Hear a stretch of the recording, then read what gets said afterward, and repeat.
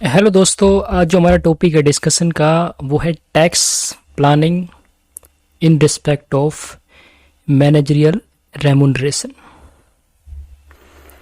सबसे पहले tax planning क्या होता है शॉर्ट में बताऊंगा आपको। टैक्स प्लानिंग क्या है? एक मेथड होता है। Tax planning is a method of reducing tax. Tax planning tax को रिड्यूस करने का एक मेथड होता है, टैक्स को कम करने का एक मेथड होता है। आप सभी को पता है कि इनकम टैक्स एक्ट में टैक्स एग्जम्पशन होती है, डिडक्शंस होती है, कंसेशंस, रिबेट और रिलीफ्स होती है। एग्जम्पशन आपको पता है जो आपकी ग्रोस टोटल इनकम का पार्ट ही नहीं बनती, यानी कोई ऐसी इनकम जो एग्जम्प्ट होती है अंडर सेक्शन 10। डिडक्शन का मतलब पहले आपकी ग्रोस टोटल इनकम में वो ऐड होगी, उसके बाद आपको डिडक्शन मिल जाएगी चैप्टर 6A के तहत section 80C to A2U। Rebate, मान लो अगर बोला जाए कि 5 लाख तक की अगर टोटल इनकम है तो उस पे जो टैक्स आएगा उसमें से रिबेट मिल जाएगी 12,500 की, तो इसको बोलते हैं रिबेट। टैक्स में जो छूट मिलती है रिबेट। एक होता है रिलीफ।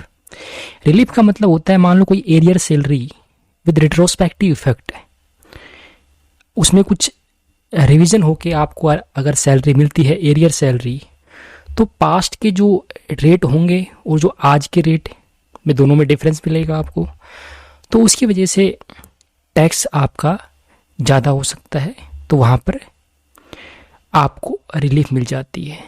तो एरियर सैलरी में रिलीफ मिल जाती है। तो टैक्स प्लानिंग क्या हुआ? मेथड हुआ टैक्स को कम करने का।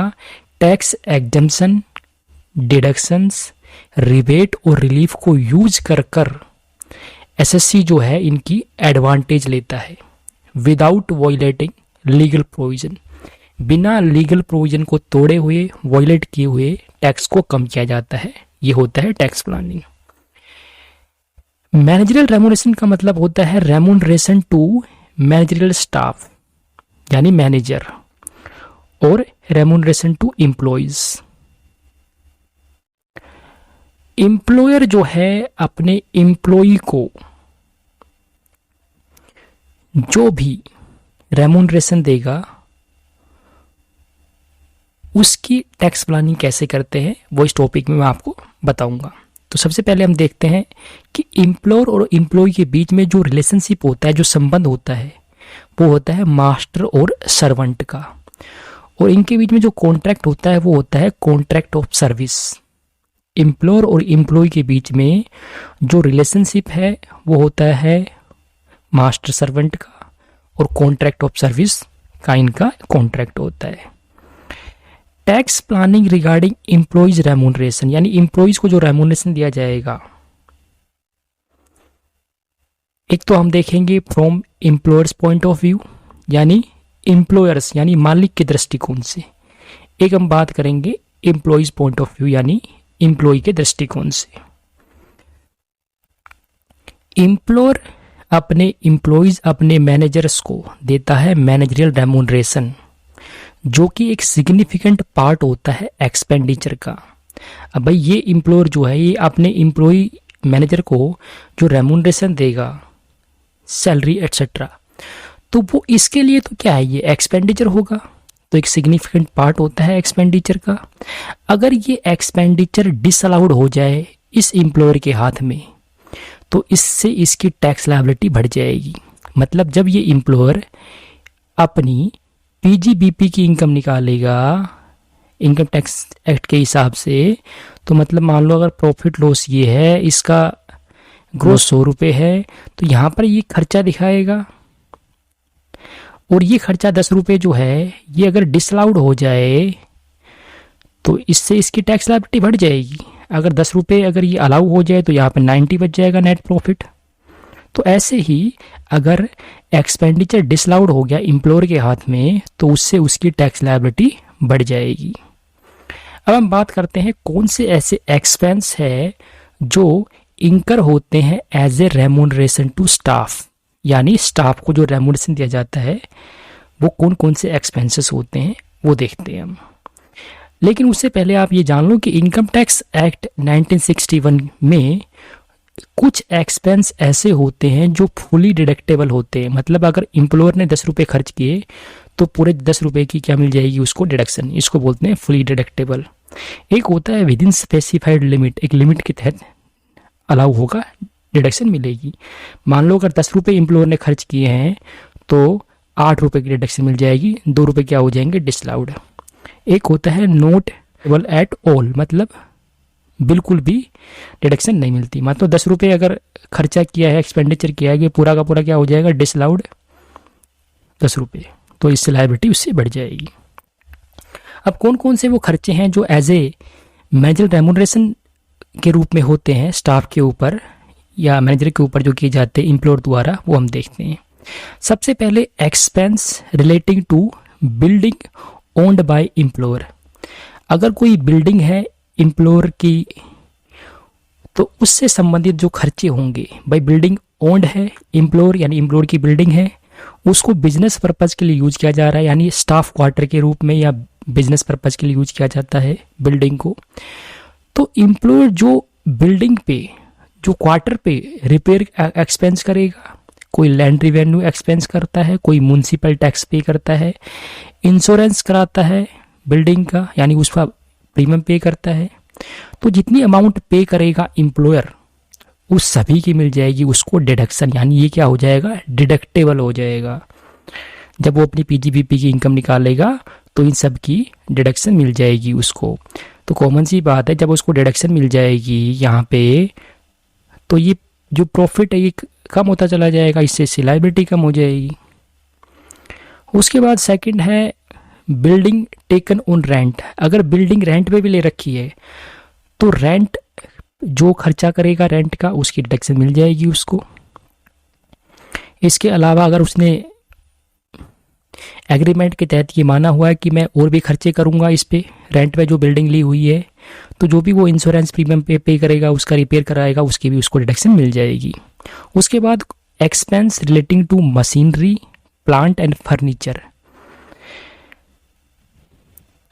तो एम्प्लॉयर अगर एम्प्लॉइज को फैन, रेफ्रिजरेटर्स, फर्नीचर उसके रेजिडेंस पे प्रोवाइड करता है, तो जो भी ये जो एसेट्स है फैन, रेफ्रिजरेटर, फर्नीचर, इन पे जो रिपेयर का एक्सपेंस होगा, जो इंश्योरेंस प्रीमियम का एक्सपेंस होगा, उसकी मिल जाएगी डिडक्शन इस एम्प्लॉयर को।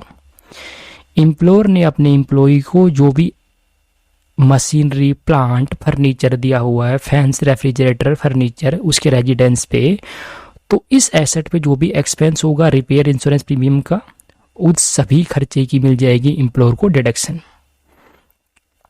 उसके बाद है depreciation on building, plant, machinery and furniture.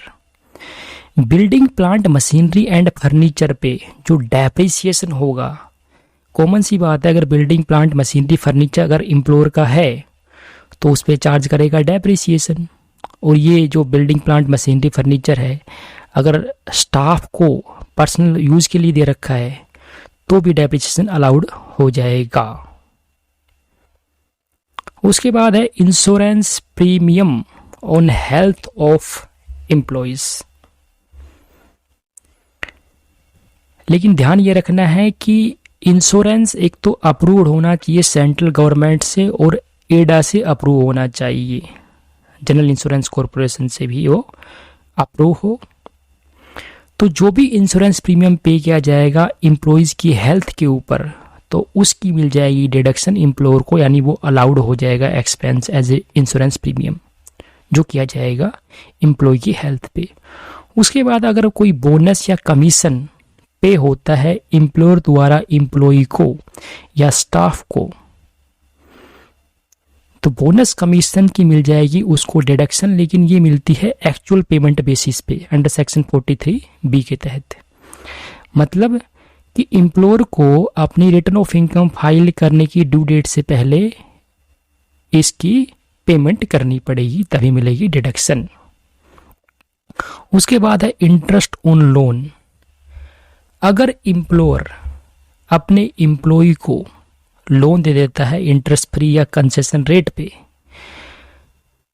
तो यहाँ पर ध्यान ये रखना है कि एम्प्लॉयर ने अगर लोन